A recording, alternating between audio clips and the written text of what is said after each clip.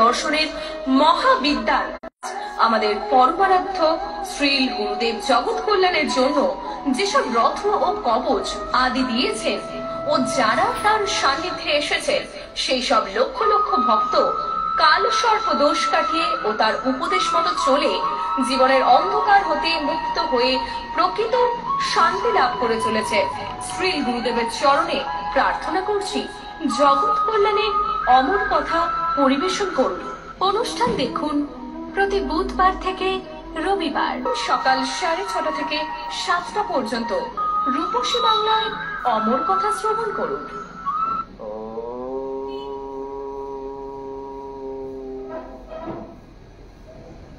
বন্দে গুরুপদদ্বন্দ্বম ভক্তবৃন্দ সমন্বিতম শ্রী চৈতন্য প্রভুং বন্দে নিত্যানন্দ সহজিতম শ্রী নন্দনন্দনং বন্দে রাধিকা চরণদ্বয়ম গোপী জন সমাযুক্তম বৃন্দাবনম মনোহরম নারায়ণং নমস্কৃত্য নরং চৈব নরোত্তমম দেবীং সরস্বতীং ব্যাসং ততো জয়ముదిరై।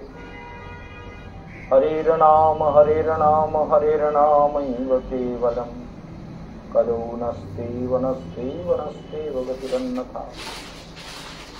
সর্বাগ্রে পরমারাধ্য গুরুদেব নিত্যলীলা প্রবিষ্ট ভক্ত হৃদয় বনদেব গোস্বামী মহারাজের চরণ কমল বন্দনা করে তার আশীর্বাদ প্রার্থনা করি। সমস্ত ভক্তবৃন্দ, বিদ্বৎ সমাজ, বৈষ্ণব বৃন্দ, স্নেহময়ী করুণাময়ী বাৎসল্যময়ী মাতৃশক্তি সবাইকে জানাই আমার হার্দিক অভিবাদন। আজ 17 মার্চ রবিবার 6:30টার প্রোগ্রামে উঠে পড়বেন, সবাইকে তুলে নেবেন, নিয়ে বলবেন মহারাজের প্রোগ্রাম দেখো, না দেখলে খাওয়া বন্ধ, সাবুন ঝোল খেতে দেবো বলবেন। হ্যাঁ, তাহলে 6:30 থেকে 7টা এগুলো অবশ্য আমরা ইউটিউবেও দেবো। আর প্রতিদিন যত ভাগ্য বিচার হবে, একটা দুটো ভাগ্য বিচার আমরা ফেসবুকে ইউটিউবে দিয়ে দেবো। কিভাবে ভাগ্য বিচার করেন কেশবানন্দ মহারাজ, কিভাবে কবচ পড়ান, সেগুলো দেখতে পাবেন। আজকাল আমরা এটা চেষ্টা করব সেগুলো খানিকটা আপনাদের দেখি। ঠিক আছে, তাহলে কি বলছেন? জন্মাবশ্য যত অন্যায়াদি ইতর স্বার্থে সভিজ্ঞ সারা। আমরা জানি, কিন্তু আমাদের মন বিশ্বাস করে না। অভাগা জীব তো, তপস্যা করে না তো, সেই জন্য বলে আমি ধর্ম না, আমি ধর্ম খুব মানি। আমার কাছে বললে আমি বলি তোমার কে দিব্যি দিয়েছে ধর্ম মানতে? ধর্ম মানো তা মেনে আমার উদ্ধার করতে হবে না, কার উদ্ধার করতে হবে? ধর্ম মানো মানেটা কি? মূর্খ। ধর্ম হচ্ছে সাধনার ব্যাপার। ধর্মম রক্ষতি রক্ষিতা। ধর্মকে তুমি পালন করলে ধর্ম তোমায় রক্ষা করবে। তুমি ধর্ম মানো মানেটা কি? না মানো মানেটা কি? তো তোমার মানা না মানার উপরে ধর্ম কি আধার করে আছে নাকি? ধর্ম খবরদার এইসব কথা বলবেন না। বললে একদম ওই খুরপি হাতে নিয়ে, খুরপি দেখেছেন তো, চামুন্ডা কেটে রক্ত নিজে খেয়েছে, মুখে রক্ত এরকম কেটে ফেলবে, একদম মাথায় থাকে যেন। কখনো ধর্ম মানে ধর্ম না মানে যে সে আবার জীব কিসে, সে আবার মানুষ কিসে? মানুষ জনম হইলে কি হয়, করহ ভূতের কাম, নহিলে বদনে কেন না বলহ শ্রীকৃষ্ণ গোবিন্দ নাম। এমন কিরকম মনরে কি লাগি আইলি ভবে, এমন জনমে হরিনা ভজিলি, সে তুই মানুষ কবে? বল সে তুই মানুষ কবে? ভগবানকে মানে, ধর্মকে মানে, মানাটা কি কথা? সাধনা করো, স্পিরিচুয়াল লাইফ বলে আমি স্পিরিচুয়ালিটি করবো, স্পিরিচুয়ালিটি মানেটা কি? স্পিরিচুয়াল মানে তো প্র্যাকটিক্যাল করা। গীতার 7ম অধ্যায়ে জ্ঞান বিজ্ঞান যোগের ব্যাখ্যা করছিলাম বৃন্দাবনে, সেটাই শেষ করে এলাম। তাহলে জ্ঞান যেটা তুমি জেনেছো সেটা বিজ্ঞান করো, মানে তুমি যা জানলে সেটাকে তুমি প্রয়োগ করো জীবনে, প্র্যাকটিক্যাল করো, হৃদয়ের টেস্ট টিউবে প্র্যাকটিক্যাল করো, টেস্ট করো, ওখানে নিয়ে এক্সপেরিমেন্ট করো। তাহলে তোমার জীবনের মূল্যটা কি? তুমি কি মনে করো মানুষের জন্মালেই আমার মূল্য? তাহলে কেন বললাম মানুষ জন্ম হইলে কি হয়, করহ ভূতের কাম, নহিলে বদনে কেন না বলহ শ্রীকৃষ্ণ গোবিন্দ নাম। তাহলে শ্রীকৃষ্ণ গোবিন্দ নাম বলতে হবে, তাই না? আর প্র্যাকটিক্যাল করে জ্ঞানটাকে যেটা জানা হলো, কেশবানন্দ মহারাজ বলছেন ভেতরে আত্মা আছেন, তা আত্মাকে দেখো, ওটা প্র্যাকটিক্যাল, ওটা হচ্ছে বিজ্ঞান। এটা জ্ঞান বিজ্ঞান সমন্বিতম, ব্রহ্মাকে ভগবান যে জ্ঞান দিচ্ছেন না, এটা হচ্ছে বিজ্ঞান সমন্বিতম। গীতার 7ম অধ্যায় জ্ঞান বিজ্ঞান যোগ। যা জানিলে তাহা অনুভবে আনো, কি বুঝলেন? যা জানলে সেটা যদি হৃদয় টেস্ট টিউবে অনুভবে না আসে, তাহলে আপনার জানাটা কি কাজে লাগলো? জেনে জেনে মরে গেলে। কত বিদগধ জন জ্ঞান অনুমান, অনুভব পেখলু না এক, অনুভব নেই তো। কহত বিদ্যাপতি প্রাণ জুড়াইতে, লাখে না মিলল এক। ফাঁকি দিলে ফাঁকে পড়বে, এটা মনে রাখবে। জ্ঞান বিজ্ঞান লাভ করুন। আরে জগতে কোনো না কোনো ভাবে খাওয়া জোটে। আপনার উপরে অন্যায় হলে কেউ না কেউ তার প্রতিবাদ করবে, আপনিও করবেন। বাহ, নিজে অন্যায় যে সহে আর অন্যায় যে করে, রবীন্দ্রনাথের কথাটা মনে আছে তো? বলে অন্যায় যে করে আর অন্যায় যে সহে, তব ঘৃণা তারে যেন তৃণ সমদহে। মনে রাখবে তো? অন্যায় করছে যে আর অন্যায়কে সহন করছে যে, দুটোই পাপী। অন্যায়ের প্রতিবাদ করবেন। কেশবানন্দ মহারাজ যেমন ডাইরেক্ট অন্যায়ের প্রতিবাদ করেন, ছেড়ে দেন না? ছেড়ে দেয়? মনে হয় আপনাদের ছেড়ে দেওয়ার লোক কেশবানন্দ কাউকে ছেড়ে দেয়? ভয়ঙ্কর। সেই জন্য শিবের অংশে জন্মতে জন্মগত ত্রিশূল নিয়ে জন্ম হয়েছে শিবের অংশে। মা বলতেন শিব তোকে আমাকে দিয়ে গেছিল, তাই আমার নাম রেখেছিলেন আশুতোষ। সেই জন্য এ তো যখন রুদ্র রূপ ধরে তখন তো অফিসার টফিসার কাউকে মানে না। ওখানে বলছে হ্যাঁ আমাকে একজন যেই মানে জুনিয়র इंजीनियर, সে বলছে हमको महाराज जी ने बहुत गाली दिया, बहुत कुछ बोला, अरे तुमको क्या करेगा, जूता तो नहीं मारा ना, गाली दिया खाली। जूता मारते तो कुछ कहते हैं, जूता मारने की बात कहता है, और क्या मारने का बात कहते, डंडा मारे। বৃন্দাবনে আমি হচ্ছে এরকম লোক, ইঞ্জিনিয়ারে। তারপরে ওখানে গেছি, আমার সঙ্গে 200 লোক গেছে নগরপালিকায়, বসতে দেবে না পুলিশ গুলো এসে আমাদের। আমার গাড়ি কিনেছি তো, গাড়িতে করে শতরঞ্জি নিয়ে গেছি, পাতা হচ্ছে, পাততে দেবে না পুলিশ। पुलिस গুলোকে লাঠি মেরে ধাক্কা মেরে ধুনি মেরে छोड़ जाए, हट जा साले, हम यहाँ बैठेंगे धरना देंगे। बोले नहीं नहीं आप जो बोलेंगे वही करेंगे, आप धरना मत दीजिए। क्यों नहीं धरना दें? বুঝতে পারে এর নাম কেশবানন্দ। ভালো করে মনে রাখবেন, অন্যায় করিও না আর অন্যায় সহনও করি না, কাউকে জানি না। সেই জন্য মনে রাখবেন, আমাকে জানিয়ে বাঙালি বাবা ওই ধারে চুরি করেছে ওরাই, আর আমাকে বাদ দিয়ে পেছন দিয়ে যাচ্ছে গাড়ি, পুলিশের গাড়ি, আমার মেন রাস্তা বাদ দিয়ে ওই পেছন দিক দিয়ে যাচ্ছে। তা আমি বলি ওরে আমি তো দেখেছি চুরিটা, তা আমাকে বাদ দিয়ে দিয়ে আবার আমি গেছি আস্তে আস্তে। বলে हमने मेरे कहा, আমি বললাম কি বললাম জানেন, যে आप लोग पीछे से क्यों आए, मेरे सामने से क्यों नहीं आया, क्यों नहीं आए, साले तुम भी चोर हो। पुलिस से हाँ हम चोर है तो नहीं है, तुम सामने से क्यों नहीं आए।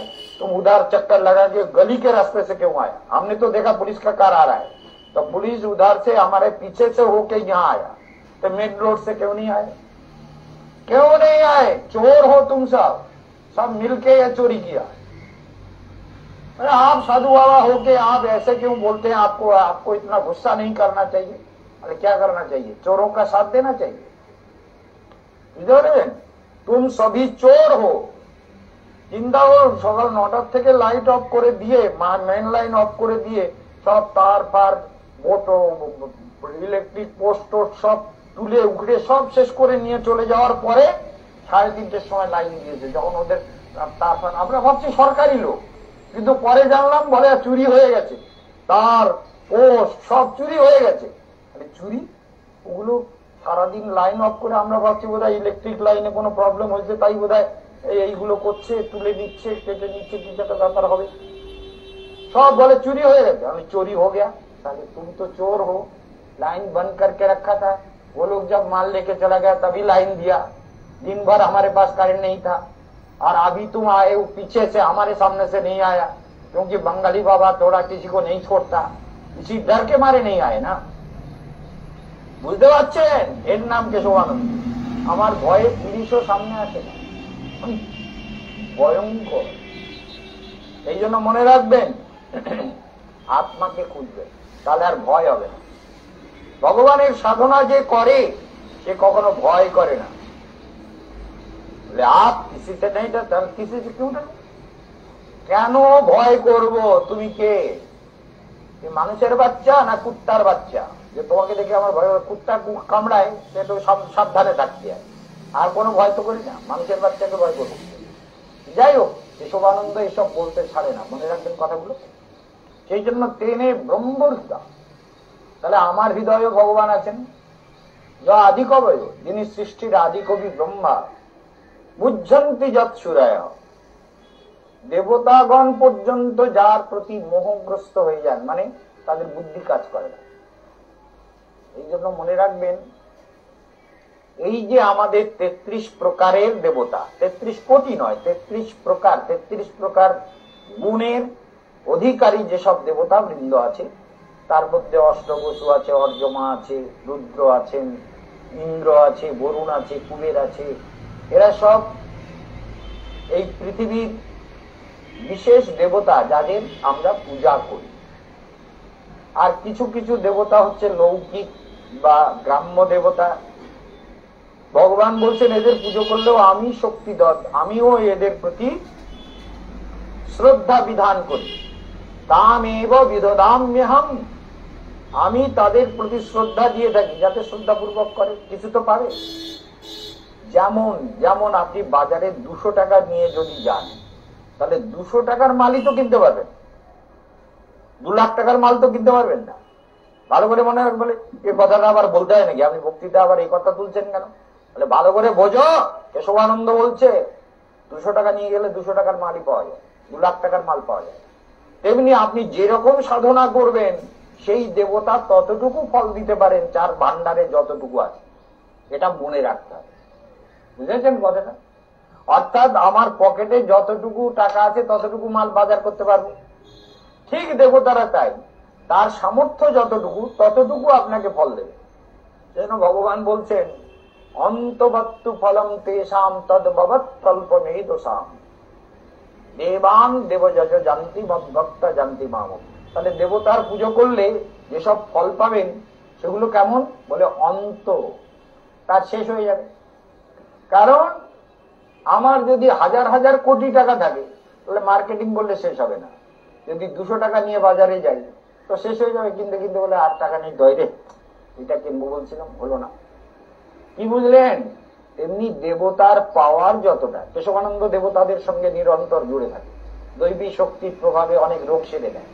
এই দেবতার পাওয়ার যতটা আছে সামর্থ্য, ততটা কিন্তু দেবতারা আপনাকে হেল্প করতে পারেন এবং করেন। আর ভগবান তাদেরকে সেই শক্তিটা দিয়েছেন।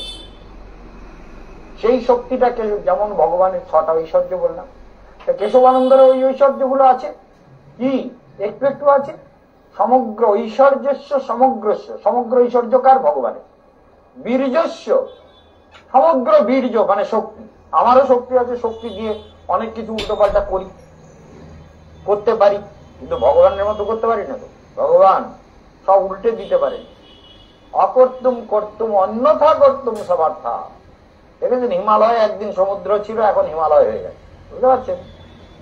তাহলে বুঝতে পারছেন, এই হিমালয়, যিনি সমুদ্রকে হিমালয়ে রূপান্তরিত করতে পারেন, যিনি পৃথিবীতে মুহূর্তের মধ্যে ধ্বংসলীলা ঘটিয়ে দিতে পারেন, তিনি সর্বশক্তিমান। আমি তো সর্বশক্তিমান। আমি আমার শক্তির দ্বারা কিছুটা কাজ করতে পারি, আপনাদের ভালো করতে পারি, সেটা নিশ্চিত পারি। তাহলে সেইটা যেমনি দেবতা, যে দেবতার পূজা করবেন তার যতটুকু শক্তি আপনি ততটাই পাবেন। তদ ভবত্তল্প মেধসান। তাহলে অল্প মেধা, অল্প মেধসাম মানে অল্প মেধা, মানে অল্প বুদ্ধির লোক যারা, তারা দেবতার পুজো করে। বলে মা কালী তুমি আমার বাড়ির এই অসুখটা সেরে দাও। বলে অসুখটা মা কালী সেরে দেবে কি? কেশবানন্দ হাত দিলেই তো সেরে যেতে পারে। কেশবানন্দ হাত দিলে সেরে, বলে মা কালী, বলে মা কালীও সেরে দিতে পারে। কেশবানন্দ মা কালীকে ধ্যান করে, তাই মা কালী বলে মা কালী ছেড়ে দাও, পুজো টুজো করাবে, তোমার মন্ত্র জপ করি, তুমি আমার আদেশ করো। তিরুপতি বালাজিতে যেমন বললাম, কালকে বলছিলাম না, বালাজিতে বললাম ঘুমাচ্ছি, কিন্তু কাল সকালবেলা যেন বুড়িকে পেয়ে যায়। বালাজি খুঁজে এনে সকালবেলা ফোন খোলা, ফোন বন্ধ করে রেখেছিলাম তো, সমানে ফোন আসছে দুনিয়ার, মেয়ের, জামাইয়ের, দুনিয়ার, পুলিশের, দুনিয়ার ফোন আসছে। বুড়ি হারিয়ে গেছে, সব জায়গায় অবজেকশন করেছি, কলকাতায় পুলিশ অফিসারদের, এসপিদের, সারা দুনিয়া কমপ্লেন হয়ে গেছে। কেন ফোন আসে? ফোন সুইচ অফ করে রাখি, নাহলে ঘুমোতে পারবো না, শরীর খারাপ হয়ে যাবে। তা কাল সকালবেলা উঠবো, ফোন করার সঙ্গে সঙ্গে যেন বুড়ি। আর সত্যি সত্যি জিজ্ঞেস করবেন, যারা সঙ্গে গিয়েছিল তারা দেখেছে। আমি তো একটা হলে ছিলাম, তিরুপতি বালাজির ওখানে হলে ছিলাম। সেই হলে সকালবেলা ফোন খুলতেই ফোন এসছে, বলে আজকে বুড়ি গেটা। তো চিন্তা করবেন, তাহলে কেশবানন্দ ইচ্ছে করলে কালীমাকে দিতে, কালীমা কিংবা তিরুপতি বালাজি এইটা হতে হবে, তোমাকে আমি যদি ভালোবাসি আমার এই কথা মানতে হবে। বুঝতে পেরেছেন? তাই তিরুপতি বালাজি আমার কথা মেনেছে, সকালবেলা খবর দিয়ে দিল। আমি সঙ্গে সঙ্গে চলে গেলাম, ওই তামিলনাড়ুতে যে ছেলেটা কাজ করেছে 2 বছর, তাকে সঙ্গে নিয়ে সোজা গেলাম। পুলিশরা, ওরা তো তেলেগু বলে, ওই তেলেগুর অনেক কথা ও একটু বুঝতে পারে, বলে এই বলছে কিন্তু। আর আমি ওদের ধমকাই পড়ে পড়ে, বলছে ধমকাবেন না, ওরা এই বলছে। হ্যাঁ, এইসব করে টোরে তারপরে তিরুপতি দর্শন টর্শন করে বুড়িকে নিয়ে তারপরে চলে আসলাম। তবে যাত্রীদের মধ্যে কিছু যাত্রী থাকে যারা অত্যন্ত হীন প্রবৃত্তির দ্বারা চালিত হয়, সেগুলো খুব খারাপ। এই বুড়িও আমাকে বলছে যে আপনি আমার জন্য কি কষ্ট করেছেন, আমি আপনার আশ্রমের সেবায় 5,000 টাকা দেবো। আমি কিচ্ছু বলিনি, কিন্তু আমি চাইও নি, আশাও করি না। আজকে বলছি এই জন্য যে তীর্থে গিয়ে এইরকম একটা কথা দিলে 5,000 টাকা দেবো। আমি তো বলিনি ঠিক আছে দিও, তাও বলিনি, কিন্তু টাকাটা দিল না। বলে আমি এরকম বলিনি। আমাদের এক মা ছিল তার সামনে, মানে মুকুল বৈদ্য, তিনি তার সঙ্গেই গিয়েছিল এখান থেকে, ঠাকুরনগর থেকে। তাই জন্য যে মুকুল বৈদ্য আমার শিষ্যা, এখন খুবই ভক্তিবতী, সে জানে ঘটনাটা। সে বলে তীর্থে এসে মিথ্যে কথা বলে চলে আসে, মহারাজকে টাকা দিবে না। মহারাজের টাকার দরকার নেই এইরকম, কিন্তু তীর্থে গিয়ে একটা কথা দিয়ে তার রক্ষা না করলে তার পরিণাম কি হয়? ও সারা জীবন ভেতরে খোঁচা ভেতরে, তাই না? বুঝতে পারছেন তো? এই জন্য তেনে ব্রহ্ম হৃদয় অধিকবয়, জীবনে কথা দিলে কথা রাখবেন, কখনো কথা মিথ্যা না হয়। কেশবানন্দ যদি কথা দেয়, কথা পালন করে। একজন ফোন করে বলছে মহারাজ কি এসেছেন? মহারাজ এসছেন না? মহারাজ বলে দিয়েছেন না শুক্রবারের বিকেল বেলা পৌঁছাবেন? শুক্রবারের বিকেল বেলায় পৌঁছে গেছে, 8 ঘন্টা আগে। গাড়িটা 4:40 পৌঁছার কথা, 4টে পৌঁছে দিয়েছে। 40 মিনিট আগে দুর্গাপুর থেকে ছেড়েছে, কদম চালিয়েছে। এসে 40 মিনিট আর তো মাঝখানে স্টেশন নেই, ফাঁকা পেয়েছে, আর এসে দাঁড় করে দিয়েছে কলকাতা স্টেশনে। চিন্তা করুন, 40 মিনিট আগে এসে গেছি, তাহলে ফোন করছেন কেন? আপনি জানেন না কেশবানন্দ যা বলে তাই হয়? যদি গাড়ি ক্যান্সেলও হতো, প্লেনে করে আসতাম, যেহেতু আমি কথা দিয়েছি আসবো। গাড়ি ক্যান্সেল হলে প্লেনে করে আসতাম, আরো কোনো রাস্তা করতাম, গাড়ি নিয়ে আসতাম, নিজের গাড়ি রয়েছে, গাড়ি করে চলে আসতাম। কিন্তু কেশবানন্দ যা বলবে ঠিক তাই করবে, এটা মনে রাখবেন। সেই জন্য যারা বুকিং করবেন তারা এখন থেকে তৈরি হন যে 1 এপ্রিল কেশবানন্দ মহারাজের বুকিং শুরু হবে। তখন গিয়ে আমাদেরকে যে যেমন যাবেন, যারা এসিতে যাবেন, যারা এসি 2-তে যাবেন, কিংবা যারা এমনি রিজার্ভেশনে যাবেন, সবাইকে টাকা জমা করতে হবে। সেই জন্য মনে রাখবেন 15,000 টাকা। বৃন্দাবনে যারা গাড়িতে করবেন তাদের আরো 1,500 টাকা লাগবে। আর ঘর স্পেশাল যারা নেবেন, যেমন পীযুষ দেব স্পেশাল ঘর নেন, তাই এদের স্পেশাল টাকা পীযুষ দেব ফোন করেছিলেন পরশুদিন, তো মহারাজ আমি টাকা জমা দিতে যাব, তা আমি এবার বোধহয় বৃন্দাবনে যেতে পারবো। অনেক বয়স, 82 বছর বয়স, আমেরিকায় 35 বছর কাটিয়েছে, ছেলে টেলে সব আমেরিকাতেই থাকে। যাই হোক, এখন তাহলে আমাদের কর্তব্য কি? কি কর্তব্য? সাধনায় মনোনিবেশ করা।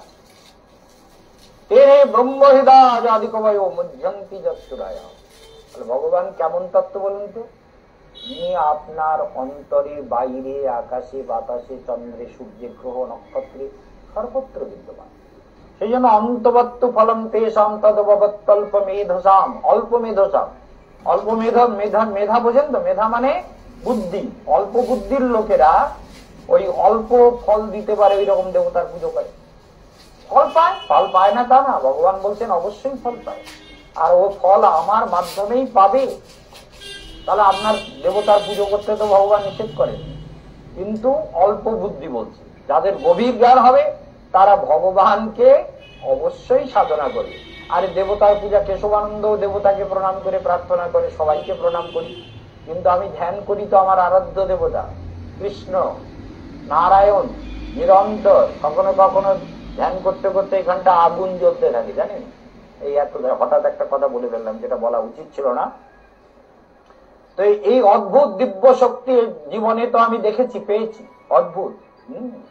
হাতগুলো এরকম লাল হয়ে গেছে সামনে দেখি, এখান থেকে দগদগে আগুন, লাভা যেরকম ওঠে না, অগ্নি, সেই আগ্নেয়গিরির যেরকম ওঠে, লাভাগুলো বেরোয় এইখান থেকে, আমার ললাট থেকে এরকম লাভা বেরোয়। আর যেদিন লাভা বেরোয় সেদিন আমার প্রেশার হাই হয়ে যায়। অদ্ভুত ব্যাপার ধ্যান করতে করতে। সেই জন্য মনে রাখবেন, শরীর তো, শরীর সব শক্তি সহ্য করতে পারে না। সাধনার সব শক্তিকে অ্যাবজর্ব করে নেওয়ার ক্যাপাসিটি কিন্তু শরীরের হয় না, বুঝতে পেরেছেন? শরীরের হয় না। অদ্ভুত ব্যাপার। যখন তীব্র সাধনা করি তখন এমন এমন পাওয়ার আসে, তখন তাকে স্থিরিত করতে হয়। সেই জন্য মনে রাখবেন, অল্প মেধসাম, অল্প বুদ্ধি সম্পন্ন লোকেরা অল্প অল্প ফল লাভের জন্য সাধারণ দেবতার পুজো করে। শীতলার পুজো করে, কালীর পুজো করে, মনসার পুজো করে, গ্রাম্য দেবীর পুজো করে, কেলা দেবীর পুজো করে, না কাকিবার পুজো করে। বৃন্দাবনে দেখি ওই ওখানকার যে ডেপুটি মেয়র, তারপরে পার্ষদ মানে ওই কাউন্সিলর, আমাদের ওই আমরা যেখানে S4-এ থাকি, ওর কাउंसिलर बोले गुरुजी आप चलेंगे, हम लोग केला देवी के दर्शन में, वहाँ मेला लगेगा कल, तो हम लोग जा रहे हैं। मेयर साहब भी जाएंगे, डेपुटी मेयर भी जाएंगे। डेपुटी मेयर बोलते आमिও যাবো, আপনি চলুন, আমাদের গাড়িতে চলুন। তাহলে আমার খেয়ে কাজে तू केला देवी के যে केला खाइए, एसो केला खिला देना, मेरे नाम से खिला देना, ठीक है, हमको जाने का जरूरत नहीं। মনে রাখবেন, তাহলে দেবতাদের পুজো করো, যার যা ইচ্ছা করো, দেবতা তোমাকে ফল দেবে, দেবেই দেবে। সেই জন্য ভগবান কি বললেন অল্প মেধসাম। আর আমার ভক্ত কি করে? মদ ভক্তা জানতি মামপি। আমার ভক্ত আমার পুজো করে, আমার ধ্যান করে, আমার মন্ত্র জপ করে, আমাতেই চিত্ত সমাহিত করে, আমাতেই হৃদয়কে সমর্পণ করে, এবং তার ফল অমৃত। আর দেবতারা তখনকার মতো ফল দিতেই পারে, তাদের শক্তি দেওয়া হয়েছে, সেই শক্তি দেবতাদের দেওয়া হয়েছে। সেই জন্য অবশ্য রূপে সেই ফল দেওয়া হয়। তেজ বাড়ি মৃদাম যথা বিনিময়। এই যে তেজ, বাড়ি, মৃদাম, বুঝতে পেরেছেন? কি বুঝতে পেরেছেন? বলে পঞ্চভূত। এতবার করে বক্তৃতায় বলে গেলাম, মুখস্থ হয় না। 28টা তত্ত্ব শেখাতে চেয়েছে আপনাদের বারবার। তারপরে হলো আত্মা, তার মানে ক্ষিতি, তেজ, অপ, মরুদ, বোম, তাই না? পঞ্চ মহাভূত। এই দিয়ে তেজ ও বাড়ি মৃদাম যথা বিনিময়, একে কি করেছেন? মিশ্রণ করে ভগবান এই রূপ তৈরি করেছেন। আমার এই রূপটাও তাই। এই যে কেশবানন্দের রূপটা, ভগবানের সমগ্র ঐশ্বর্য, বীর্য, যশ, শ্রী, বৈরাগ্য আর জ্ঞান, এগুলো ভগবানের পূর্ণতা। আমারও জ্ঞান আছে, কিন্তু ভগবানের মতো জ্ঞান নেই। ভগবান তো সর্বজ্ঞ, সমস্ত জ্ঞানের পরিপূর্ণ সত্তা ভগবান। আমি এখানে এসে বলতে পারবো না এই সময় অমুক জায়গায় কি হচ্ছে, কিন্তু ভগবান বলতে পারবেন কি সেখানে ভগবান প্রেজেন্ট আছেন, অমনি প্রেজেন্ট, সেখানে তিনি উপস্থিত আছেন। সেই জন্য তাকে গোপন করা যায় না। সেটা এমনই একটা সত্তা যে সেই সত্তাকে আমাদের উপলব্ধির মধ্যে আনতে হবে। তেজ বাড়ি মৃদাম যথা বিনিময় যত্র ত্রিস্বর্গম মৃষা। তাহলে বুঝতে পারছেন পঞ্চমহাভূত ক্ষিতি তেজ মরুদ বোম, তাই না? ক্ষিতি মানে মাটি, তেজ আগুন, মরুত মানে বায়ু, অপ মানে জল, আর বোম মানে আকাশ। আর এইটার থেকে কি হচ্ছে না, এইটার থেকে পঞ্চ তন্মাত্রা তৈরি হয়। পঞ্চ তন্মাত্রা, শব্দ, স্পর্শ, রূপ, রস, গন্ধ। বুঝতে পেরেছেন? মনে রাখবেন তার থেকে কি হয় বলে পঞ্চ জ্ঞানেন্দ্রিয়, চক্ষু, কর্ণ, জিহ্বা, নাসিকা, ত্বক, এই পাঁচটা দিয়ে এই পঞ্চ তন্মাত্রাকে ভোগ করি আমরা। শব্দ, ভালো গান শুনলে বলে বা ভালো লাগছে তো দেখি শুনি কি বলে, তাহলে শব্দ, স্পর্শ, রূপ, রস, গন্ধ, এই পাঁচটাকে ভোগ করি। তারপরে হস্ত, পদ, গুজ্জ, লিঙ্গ, বাক, চক্ষু, কর্ণ, জিহ্বা, নাসিকা, ত্বক, তাহলে কটা হলো? 20টা হলো। আর পাঁচটা হচ্ছে প্রাণ, অপান, ব্যান, উদান, সমান, পঞ্চবায়ু 25, আর মন, বুদ্ধি, অহংকার, এই 28। আর এরপরে কপিল আর একটা তত্ত্ব যোগ করলেন, সেটা হলো আত্মা। সেটাই কেশবানন্দ বলছে, কপিল বলছেন, সমস্ত শাস্ত্র বলছেন, ভগবান গীতায় বলেছেন অপরিমিত স্তন্নাং প্রকৃতি বৃদ্ধিমে পরাম জীবভূতাং মহাবাহ জয়দম দার্জাতি জগৎ। এই জগৎটা, এই যে আমি আপনাদের ব্যাখ্যা করছি, কেন? আমার মধ্যে আত্মা আছে বলে। এখন যদি আমি মরে যাই তা আমার সাধনা অনুযায়ী আমি লোকে চলে যাব, কোনো ব্যাপার নেই। এই জন্য সাধু ভয় করে না, তো ভয় করে ভূত প্রেত গুলো, পাপি নরাধম গুলো ভয় পায়। কেশবানন্দ ভয় পায় না, কারোর ভয় পায় না। ভগবান তো ভালোবাসার বস্তু, ভগবানকেও ভয় করে না। ভগবান হচ্ছে প্রিয়, আত্মস্য প্রিয় মিথ্যে উপাস্যতে। উপনিষদ বলছেন তিনি তোমার আত্মার প্রিয়, এই জন্য তুমি তার ভজন করো। আর এই জগতের যত প্রিয় বানিয়েছেন না, কলা, কচু, লাড্ডু, মিছরি, পুঁই শাক, বেগুন, টমাটো, কত কিছু বানিয়েছেন না, নাতি নাতনি, ঘোড়ার ডিম, এসব যে প্রিয় বানিয়েছেন, এগুলো কেউ আত্মার প্রিয় না, এগুলো দেহের সম্পর্কগত প্রিয়, দেহের প্রিয়। কারোর বউ ভালো, কারোর নাতি ভালো, নাতনি ভালো, ছেলে ভালো, মুখ ভালো, তমুক ভালো, ঘর ভালো, ঝগড়া ভালো, শত্রু ভালো। কিন্তু ভগবান আমার এই জগতের যত প্রিয় আছে, আত্মার না কেউ প্রিয়। আত্মার প্রিয় হলেন ভগবান। উপনিষদ বলছেন আত্মস্য প্রিয়ম ইত্যেব উপাস্যতে। এই জন্য আত্মার যিনি প্রিয়, তুমি তার উপাসনা করবে, এটা তোমার জীবনের প্রথম কর্তব্য। সেটা যদি না করো তাহলে জীবনটা বেকার হয়ে গেল। এই জন্য মনে রাখবেন, প্রতিদিন ফেসবুকে, ইউটিউবে দেখবেন ভাগ্য বিচার সকালবেলা প্রতিদিন হবে। সকালে আসার চেষ্টা করবেন, বিকেলে এলে 3টের মধ্যে আসবেন। 1 ঘন্টা ভাগ্য বিচার করবো 3টে থেকে 4টে। আর এই ভাগ্য বিচার গুলো লাইভে দেখতে পাবেন, কেশবানন্দ মহারাজ কি ভাগ্য বিচার করছেন আর কি বলছেন, সেগুলো ফেসবুকেও দেখতে পাবেন, ইউটিউবেও দেখতে পাবেন। হ্যাঁ, ভক্তি যোগাশ্রম ট্রাস্টকে সাবস্ক্রাইব করবেন, ইউটিউবেও পাবেন, ফেসবুকেও পাবেন। ফেসবুকে তো বেশি দিন থাকে না, কিন্তু ইউটিউবে তো হাজার হাজার প্রোগ্রাম রয়েছে আমার। বৃন্দাবনী গীতার যত বক্তৃতা দিয়েছি সব রয়েছে। বাংলাদেশে চলে আসবেন, সবাই ভালো থাকবেন, বুদ্ধি ভালো হোক, আর ভালো করে হরিকথা শুনুন, জীবনকে সুন্দর করুন। ওম শান্তি। সর্বশ্রেষ্ঠ বাগ্মী বেদের ও ভারতীয় দর্শনের মহাবিদ্যান শ্রীমৎ স্বামী কেশবানন্দ বোন মহারাজ আমাদের পরমারাধ্য শ্রীল গুরুদেব জগৎ কল্যাণের জন্য যেসব রত্ন ও কবচ আদি দিয়েছেন, ও যারা তার সান্নিধ্যে এসেছেন, সেই সব লক্ষ লক্ষ ভক্ত কাল সর্প দোষ কাটিয়ে ও তার উপদেশ মতো চলে জীবনের অন্ধকার হতে মুক্ত হয়ে প্রকৃত শান্তি লাভ করে চলেছে। শ্রী গুরুদেবের চরণে প্রার্থনা করছি, জগৎ কল্যাণে অমর কথা পরিবেশন করুন। অনুষ্ঠান দেখুন প্রতি বুধবার থেকে রবিবার।